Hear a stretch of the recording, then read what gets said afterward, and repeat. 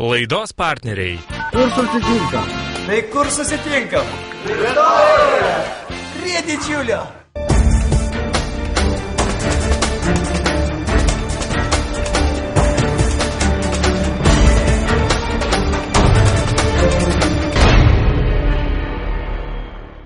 Labas rytas visiems, kurie žiūrite laidą Teritorija, kurioje ribos beribės arba išvis neegzistuoja, o mes esame tik tarpininkės, kurioms labai svarbu perteikti ten tvyrojusią atmosferą.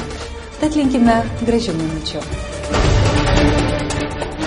Pamatykime tuos, kurie žiemos ralyje buvo greiti ir neprognozuojami. Pradėkime kelionę su tais, kurie dėl baltųjų naktų nepabūgo iššūkių. Ir pasidžiaukime už tuos, kurie meistriškumu vejasi patyrusius sportininkus. Apie tai jau artimiausią pusvalandį.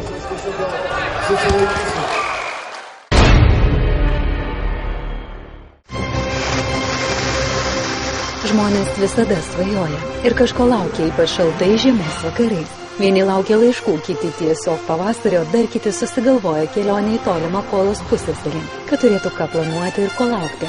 Kas ieško, tas randa, o kas laukia, tas sulaukia. Tad ir kelionės ėmė ir atėjo, ir praėjo, o kad įspūdžiai neišsibarstytų, juos reikia papasakoti. Šiais Emilės vienos iš netrukus laukiančio pasakojimo herojų žodžiais ir pradėsime.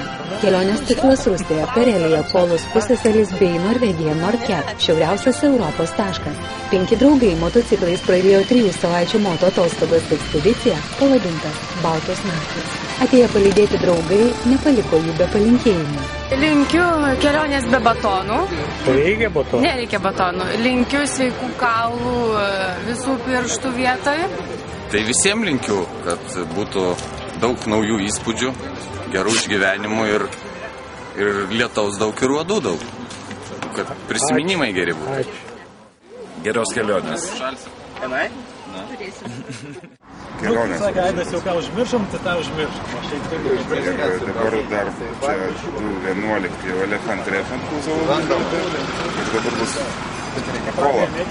Kad tą puodelį, sakot, neprarasti, išsaugoti ir užrašiuks, kad naujas atsirastų. Nu ir nepadaugyti, aišku, gerai būtų iš jo. Aš SMS atsiųsiu palinkėjimus, nes šiek per daug šeimos narių. Supratau, negražus bus, ne palinkėjimus. Labai gražus. Sūneliui ir jo draugam sėkmė žalios šviesos. Kur be eitų, ką be darytų, kad visur degtų žalia šviesa. Gerų atostogų ir labai laukiam grįžtant.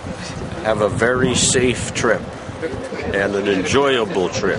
Linkiu, kad būtų sveiki gyvi, kad technika negestų ir kad Tomas man mešką parvežtų. Laimingai parvažiuoti, laimingai grįžti. Su gimtadieniu. Su gimtadieniu tėtį sveikina. O, pasirodo bus gimtadienis. Sėkmės, gero kelio visiems linkiu ir sugrįžti greičiau. Vos tik išvažiavo iš Vilniaus, keliauninkų laukė neplanuotas sustojimas. Pirmi kelio kilometrai, žodžiu, važiuojam link Nemenčinės. Girdžiu tokį garsą, ir jaučiu, kad staiga priekyje kažkas taip kalą. Stabdau, kas čia yra? Pasirodo, varžtelį pamečiau. O varžtelį pamečiau turbūt ne šiaip, nes prieš kelionę labai nemažai ten surinkau pati. Tai aš jokios esu, kaip moteriškas remontas. Pati pradžia, matyt, būna tas prieš startinis jaudulys ir gal būnam daugiau emocingesni, išsiblaškę. Ir Emilė irgi, nedavažiavus Nemenčinės, jie iškrito iš suporto stabdžio. Vienas varžtukas, kur paskui greitai suradom jį savo atsargose. Ir išsisprendė tą problemą. Galima lyginti, kas yra pasiruošęs, kas mažiau pasiruošęs, bet kas paskutinę naktį krovėsi daiktus, tai čia ir atsiliepia, matyt, kas nedaveržė ko. Bet čia geras toks dalykas, nes tu iš anksto viską pasitikrini prieš tikrai rimtą kelionę. O vienas varžtukas nieko neduoda blogo. Šios kelionės užuomazgos moto mylėtojų galvose sukosi jau ilgai. Mintis buvo kažkur keliauti. Dabar kur keliauti? Štai aš prisimenu mūsų amžinatilsį prezidento, Enduro klubo prezidento Lino Ramanausko tokią seną slaptą mintį. Džipistai varo į Kolos pusiasalį. Ten atseit labai daug enduro, ten vežimu veška enduro. Reiktų ir mums tenais nuvažiuoti. Ir jis taip keletą metų apie tai vis užsimindavo, kad sumesim mantą džipistam, lekiam tenais, o ten jau pajūrys, ten smėlio kopos, ten kalnai. Ir aš prisiminęs tą mintį, kažkaip turbūt pirmam pasiūliau Dainiui. Aišku, gavau teigiamą atsakymą, wow, gerai. Pradėjom komplektuoti kompaniją. Iš pradžių rinkosi žmonių 10, ten net 19, pirmą susitikimą atėjo. Po truputėlį atsisijojo komanda ir susiformavo ta, kuri važiavo. Sakyčiau, idėja pirmoji, tai buvo Lino, kad pamatyti Kolos pusiasalį Rusiją, kadangi ten daug enduro. Pirmą dieną įspūdžių dar nedaug. Ekspedicijos Baltos naktis dalyviai kelionę pradėjo 4. 5. komandos narys Mindaugas prisijungė tik vakare. Mat šis šaunuolis dar spėjo sudalyvauti tądien vykusiuose dviračių varžybose. Kaip pasakojo keliautojai, pirmos dienos būna specifinės. Pirmos dienos jos būna kitokios tuo, kad mes dar netitrūkę nuo savo reikalų, rūpesčių, žinutės, telefonai. O jau paskui kažkur pradėjom kalbėti apie 4. dieną kelionės, kad mes jau palikom tos rūpesčius iš tikrųjų ir pradėjom iš tikrųjų važiuoti, keliauti, atostogauti. Antrą dieną suplanuotas maršrutas Alūksnė-Ladogos ežeras, atstumas apie 570 km. Kur važiuoti kasdien tikslaus maršruto jie nežinojo. Viena iš idėjų iš tikrųjų kelionės buvo, kad tiesiog toks pankiškas atsipalaidavimas, turim daugiau mažiau ratelį primetę, kokį mes įvažiuosim, bet tikslių momentų ten labai nešlifavom ir palikom, kad eigoje kaip bus, taip ir bus. Ja, kažkiek planavom, bet tikrai ne iki smulkių.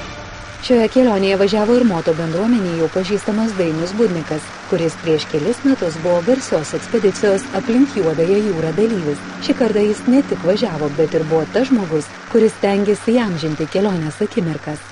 Keliavau galbūt dėl draugų, nes yra posakis, kad nesvarbu kur, nesvarbu kada, svarbu su kuo.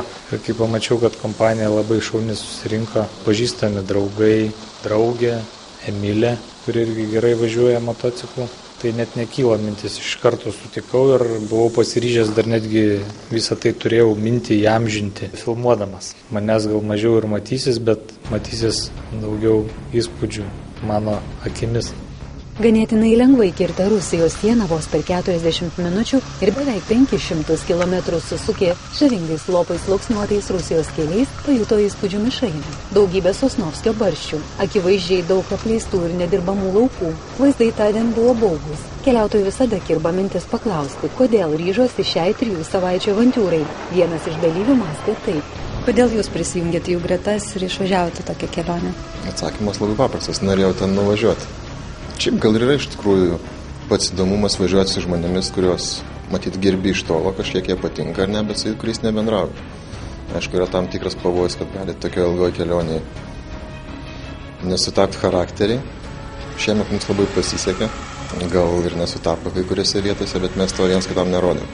Dėl to ta kelionė ir buvo tokia sėkminga. Apie 10 val. Vakaro ekspedicijos dalyviai įsikūrė prie Ladogos ežero.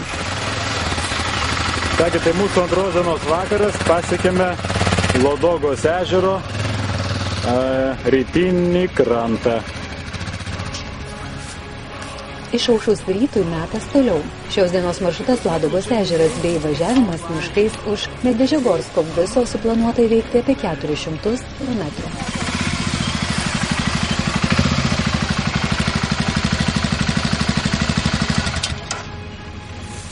Tavo draugas ateina, žiūrėk. Ežiuk.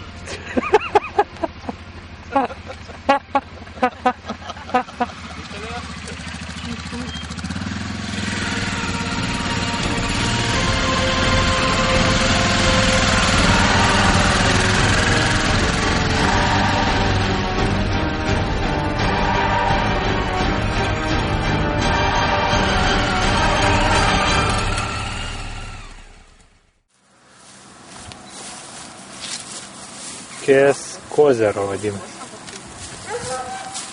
Показывает Мурманское радио. Теленовости. Вот приехали литовцы с мотоциклами, эндуро. Вот там стоит. Они, посмотрите там. А сейчас новости. Очень жарко, 33 градусов водки. Ой, опять это. Kur susitinkam? Kur susitinkam? Važiuokit į tvirtovę prie Didžiulio ežero. Čia nepakartojama virtuvė. Gardūs patiekalai ir taurūs gėrimai. Nuostabaus grožio vaizdas ant Didžiulio ežero kranto. Ežero, kuriame net 8 plaukiojančios salos. Tai kur susitinkam? Rytoj! Prie didžiulio!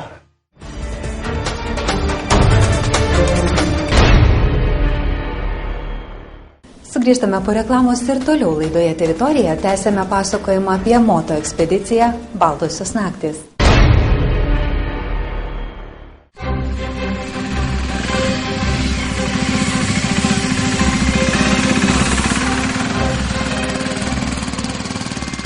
Karelija ir keliai iškart geresni, gamta kitokia. Platėja žemė, daugėja dangaus, kai kur prasideda kalvos, į viršų stiebėsi pušys, vietomis veriasi smėlynai, kai kur akmenys samanoti miškai. Vis daugiau pelkių ir ežerų jie pravažiavo, vis daugiau upių kirto, o sustoję pietauti miestelėje matrosai nustebo pamatę laisvai vaikštinėjančias karves. Kelionėje ne iš karto pavyksta atitrūkti nuo kasdienybės, tad civilizacijos stygius gana greitai davė apie save žinoti. Po ranka pakliuvo televizorius. Показывает Мурманское радио. Теленовости. Вот приехали литовцы с мотоциклами, эндуро. Вот там стоит. Они, посмотрите там. А сейчас новости. Очень жарко, 33 градусов водки. Ой. Негалимо пить спиртного напитка хорошего. Это видеосъемка 400 рублей. Рукеть терки негалимо, айда и актуально для вас. Не курить.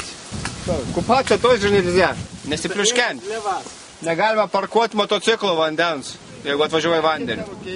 Pravažiavę Petrozavodske atvyko į Kondopogą pažiūrėti senovinio medinio bažnyčios ansamblio. Nedidutė senovinė Uspenskaya cerkvė statyta 1774 metais.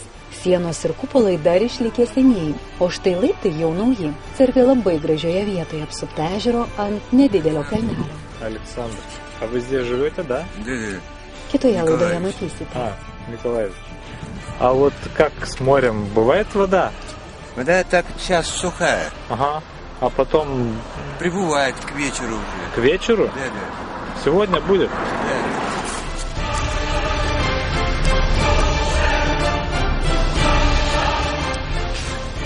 Tas raudonas šiuo reiškia, kad ten enduro. Nes tas pats kelias pereina į raudoną. Kurioje vietoje? Reiktų kažkur, ženklai turi būti. Tai va čia mes įsiaiškinsim iki Varzugos važiuodami. Varzuga.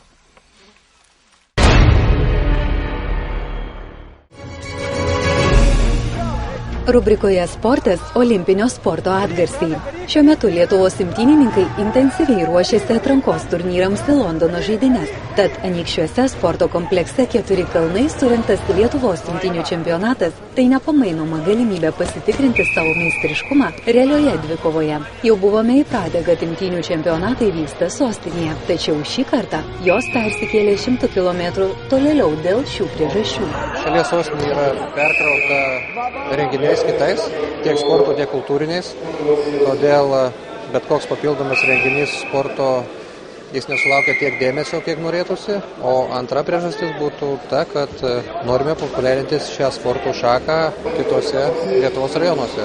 Todėl, kad vaikai rajonuose jie nėra tiek užimti, kiek sostinėje. Sostinės vaikai yra daugiau išlepę, juos sunkiau pritraukti į treniruočių sales, o rajonuose jie labiau pripratę, netgi sakyčiau, prie vargo, nebijo krūvių, turi mažiau pramogų. Todėl toks renginys kaip Lietuvos imtynių čempionatas, vykstantis Anykščiuose ar kitame Lietuvos rajone, turėtų mums padėti sudominti vaikus šią sporto šaką. Beveik 2 metus prie Lietuvos imtynių federacijos vairo esantis prezidentas Darius Šepauskas turi aiškų matymą ir tikslus, kokiu keliu toliau eiti ir kaip ateityje reprezentuoti federaciją.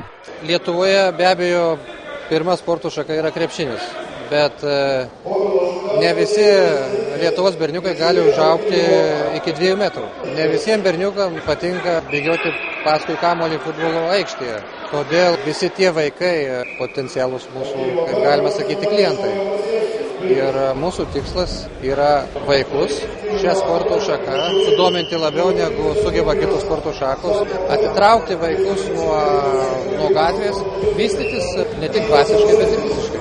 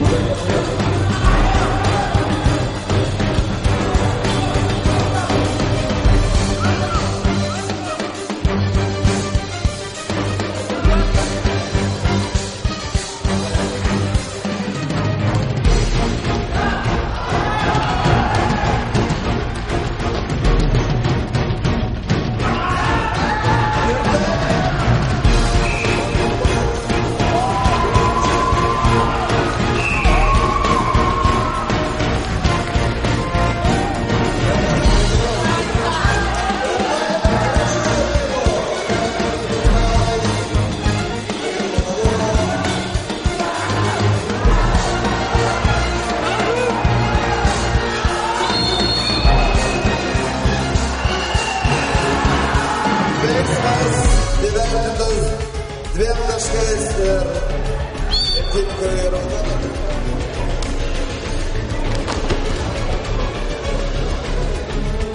Aptaškas įvykdė raudoną. Australijos pirmauja.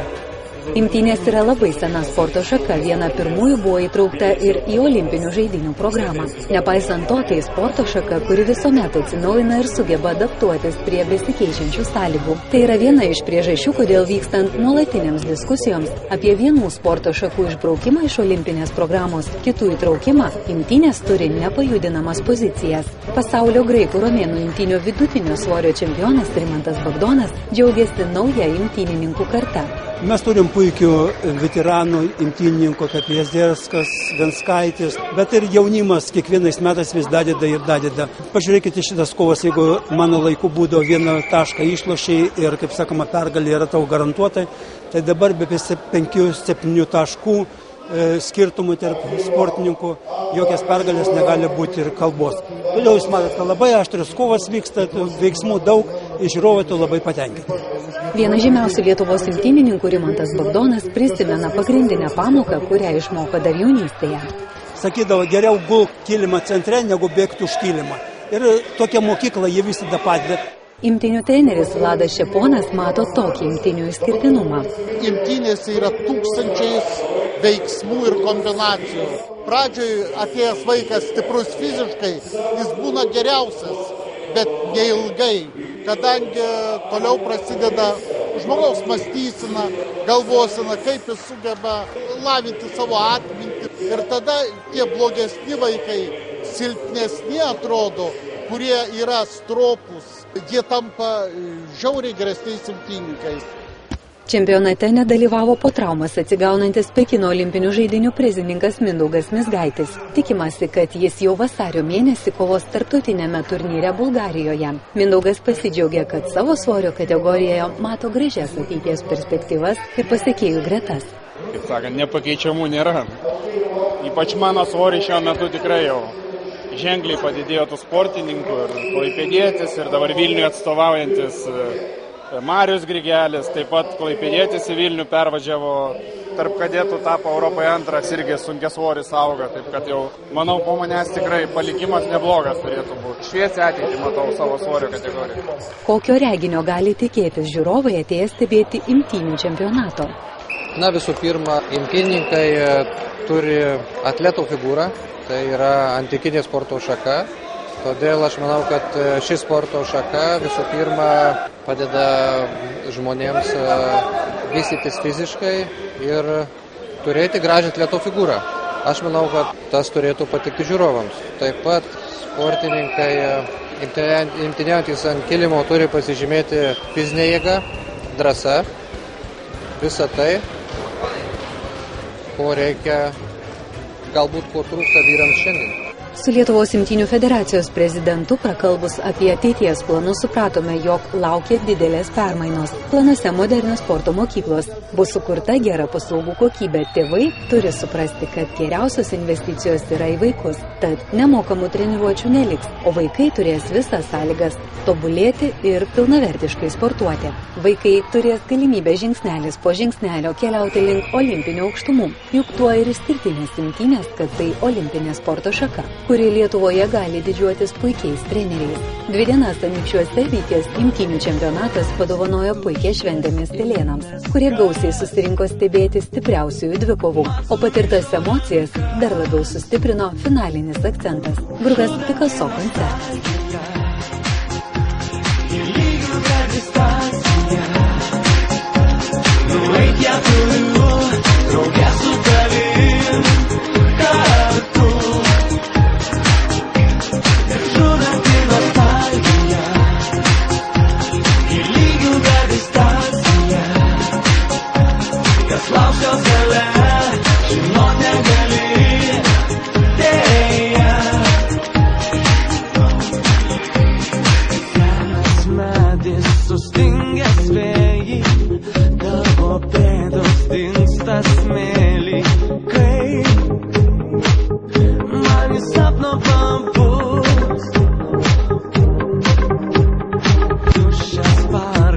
Nuplukęs suolas, žodžiai ištrinti lyg laikas. Mes sau surišom rankas.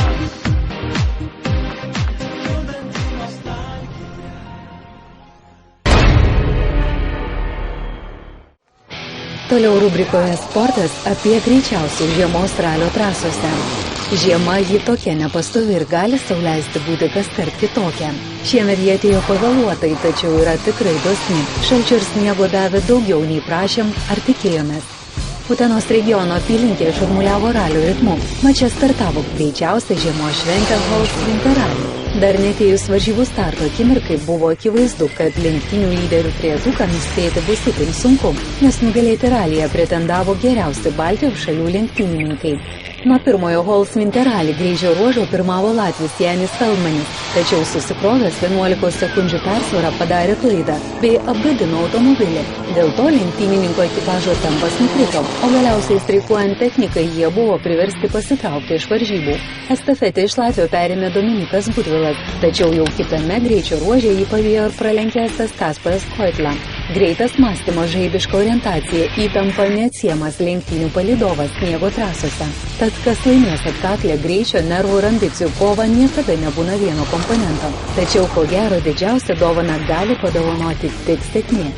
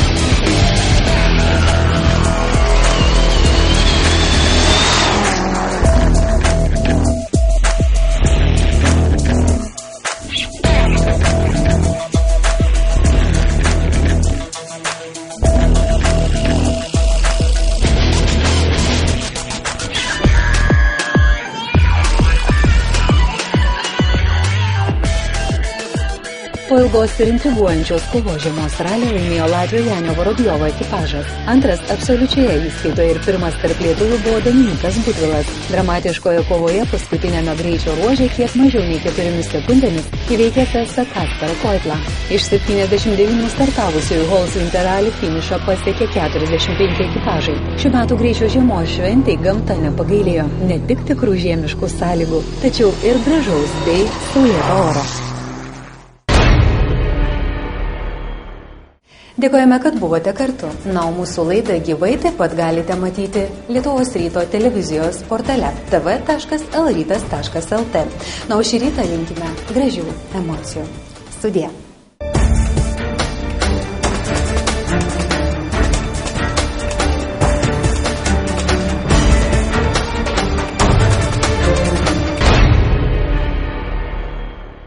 Laidos partneriai. Kur susitinkam? Tai kur susitinkam? Rytoj! Prie didžiųjų.